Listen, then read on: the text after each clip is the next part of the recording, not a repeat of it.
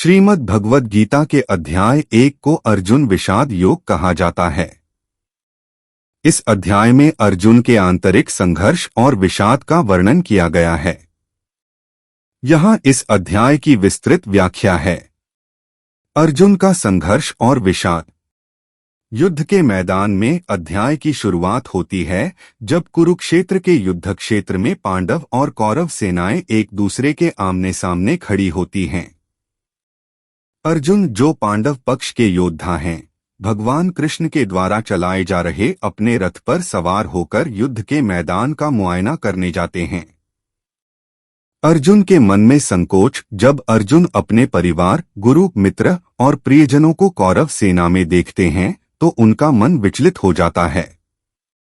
उन्हें इस संघर्ष के कारण होने वाली क्षति और मृत्यु के बारे में सोचकर भय और उदासी का अनुभव होता है। अर्जुन का संदेह। अर्जुन को समझ में नहीं आता कि वे अपने सगे संबंधियों और प्रियजनों के खिलाफ युद्ध कैसे कर सकते हैं।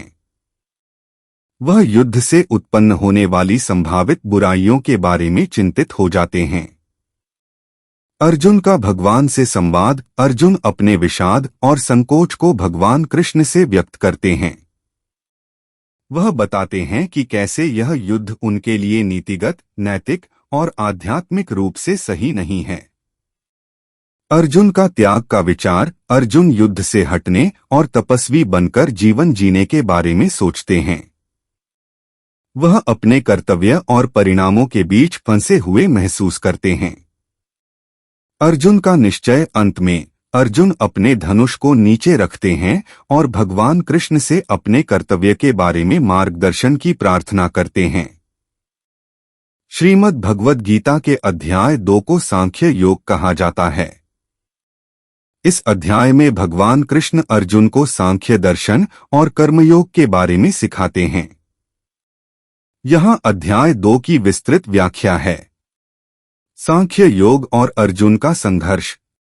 अर्जुन की दुविधा। अर्जुन अब भी युद्ध के परिणामों और उसके कर्तव्य के बीच संघर्ष कर रहे हैं। वह अपने कर्तव्य से हटने के विचार के साथ भगवान कृष्ण से मार्गदर्शन मांगते हैं। भगवान कृष्ण का उपदेश। भगवान कृष्ण अर्जुन को सांख्य योग की शिक्षा देना शुरू करते हैं। वे अर्जुन को बताते हैं कि जीवन के सत्य को समझने से वह अपनी दुविधा से बाहर निकल सकता है। आत्मा की अमरता। भगवान कृष्ण आत्मा की अमरता और शरीर की नश्वरता की व्याख्या करते हैं। वे अर्जुन को बताते हैं कि आत्मा अजरमर है और शरीर मात्र एक वस्त्र है जिसे आत्मा त्याग देती है। कर्मयोग की शिक्षा। भगवान कृष्ण अर्जुन को कर्मयोग की शिक्षा देते हैं जिसमें व्यक्ति को निष्काम भाव से अपने कर्तव्य का पालन करना चाहिए। वे अर्जुन को बताते हैं कि कर्म करते समय फल की चिंता नहीं करनी चाहिए। संतुलित दृष्टिकोण। भगवान कृष्ण अर्जुन को संतुलित दृष्टिकोण अपनाने की सलाह देते हैं जिसमें व्यक्ति न सुख से अत्यधिक प्रभावित हो और न ही दुख से अत्यधिक विचलित हो। योग का महत्व। भगवान कृष्ण अर्जुन को योग का महत्व बताते हैं जो व्यक्ति को अपने कर्तव्य का पालन करने के लिए आत्मनियंत्रण और समर्पण की शिक्षा देता है। ज्ञान और भक्ति। भगवान कृष्ण अर्जुन को ज्ञान और भक्ति के महत्व के बारे में बताते हैं जो व्यक्ति को मोक्ष की ओर ले जाते हैं। अध्याय 2 अर्जुन को जीवन और मृत्यु, आत्मा और शरीर, कर्म और फल और ज्ञान और भक्ति के बीच के संबंधों के बारे में सिखाता है। यह अर्जुन के संघर्ष को दूर करने के लिए भगवान कृष्ण के उपदेशों का आधार बनाता है जिससे अर्जुन को अपने कर्तव्य का पालन करने की प्रेरणा मिलती है।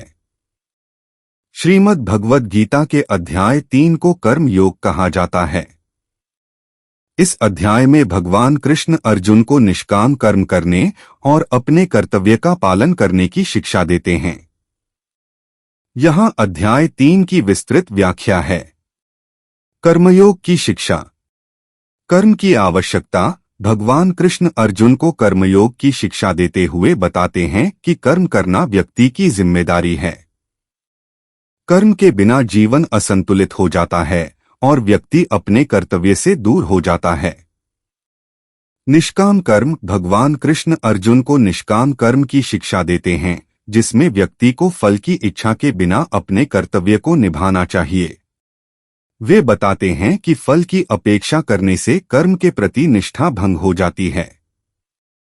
कर्म का महत्व। भगवान कृष्ण अर्जुन को कर्म के महत्व के बारे में बताते हैं कि कर्म ही व्यक्ति को जीवन के सही मार्ग पर ले जाता है। कर्म से व्यक्ति अपने जीवन को सार्थक बना सकता है। परमात्मा की उपासना। भगवान कृष्ण अर्जुन को बताते हैं कि सभी कर्म परमात्मा को समर्पित करने चाहिए। ऐसा करने से व्यक्ति के कर्म पवित्र हो जाते हैं और वह मोक्ष की ओर अग्रसर होता है। सृष्टि का चक्र। भगवान कृष्ण अर्जुन को सृष्टि के चक्र के बारे में बताते हैं, जिसमें कर्म और बलिदान का महत्व है। वे बताते हैं कि व्यक्ति को सृष्टि के चक्र के साथ तालमेल बनाना चाहिए। स्वधर्म। भगवान कृष्ण अर्जुन को स्वधर्म का महत्व बताते हैं, जिसमें व्यक्ति को अपने स्वयं के कर्तव्य का पालन करना चाहिए। वे कहते हैं कि व्यक्ति को दूसरों के कर्तव्य का पालन करने के बजाय अपने कर्तव्य को निभाना चाहिए। आत्मनियंत्रण। भगवान कृष्ण अर्जुन को आत्मनियंत्रण और मन की शांति के बारे में बताते हैं, जिससे व्यक्ति अपने कर्मों को नियंत्रित कर सकता है। अध्याय 3 अर्जुन को कर्मयोग की शिक्षा देता है, जिसमें व्यक्ति को निष्काम भाव से अपने कर्तव्य का पालन करने की सलाह दी जाती है। यह अध्याय कर्म के महत्व को उजागर करता है और व्यक्ति को जीवन में सही मार्ग पर चलने के लिए प्रेरित करता है। श्रीमद् भगवद गीता के अध्याय 4 को ज्ञान योग कहा जाता है। इस अध्याय में भगवान कृष्ण अर्जुन को ज्ञान के महत्व, कर्म के बीच के संबंध और योग के माध्यम से आत्मा के विकास के बारे में सिखाते हैं। यहाँ अध्याय 4 की विस्तृत व्याख्या है। ज्ञान योग की शिक्षा। अवतारवाद। भगवान कृष्ण अर्जुन को अपने अवतारों के बारे में बताते हैं और यह भी कि जब जब धर्म का लोप होता है, वे धरती पर अवतार लेते हैं। वे अर्जुन को अपने दिव्य रूप के महत्व के बारे में बताते हैं।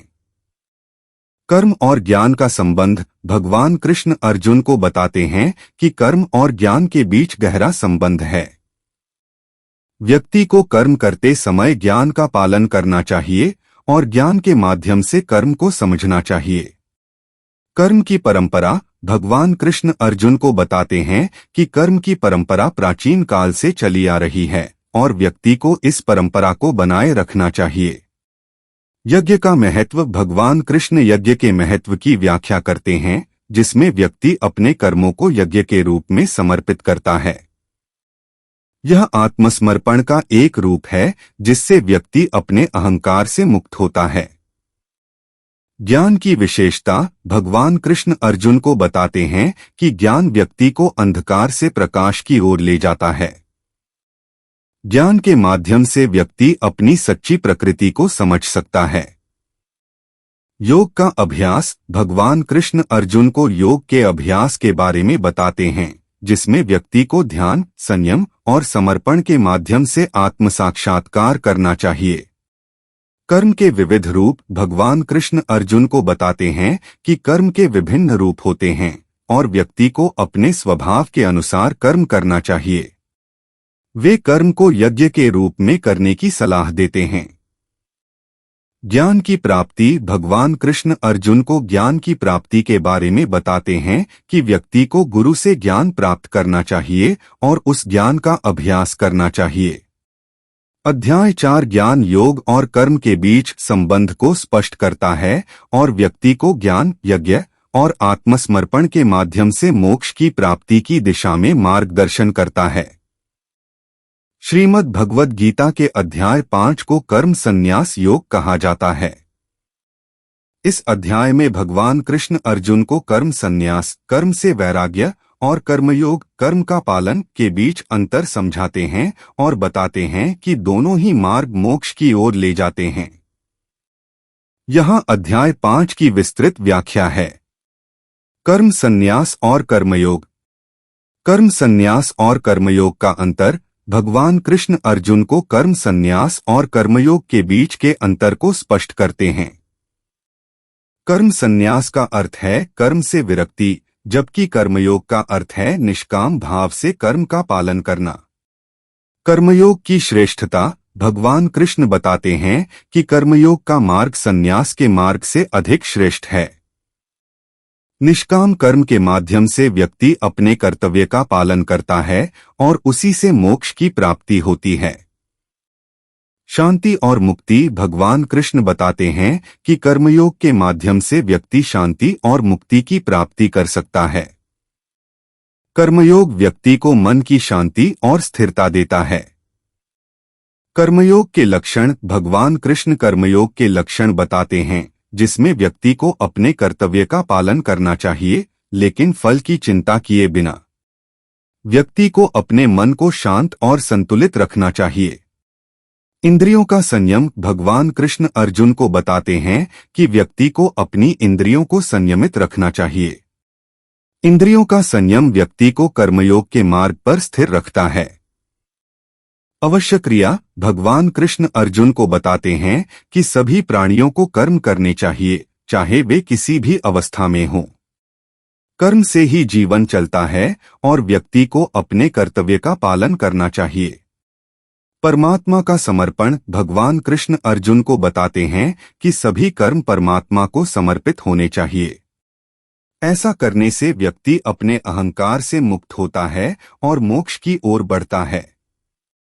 ज्ञान और भक्ति भगवान कृष्ण अर्जुन को ज्ञान और भक्ति के महत्व के बारे में बताते हैं। ज्ञान व्यक्ति को सत्य की ओर ले जाता है और भक्ति से व्यक्ति को मोक्ष की प्राप्ति होती है। अध्याय 5 में भगवान कृष्ण कर्म संन्यास और कर्मयोग के महत्व को समझाते हैं। वे निष्काम भाव से कर्म करने और परमात्मा के प्रति समर्पण के महत्व पर जोर देते हैं। यह अध्याय व्यक्ति को जीवन में सही मार्ग चुनने और मोक्ष की प्राप्ति के लिए प्रेरित करता है। दूसरी वीडियो में बाकी के अध्याय 6 से 10 तक की व्याख्या करूंगा। देखना न भूलें। आए ऐसे ही मोटिवेशनल वीडियो देखने के लिए हमारी वीडियो को लाइक, कमेंट, शेयर करें और फर्स्ट स्टेप चैनल को सब्सक्राइब जरूर करें। देखने के लिए आपको तहे दिल से शुक्रिया।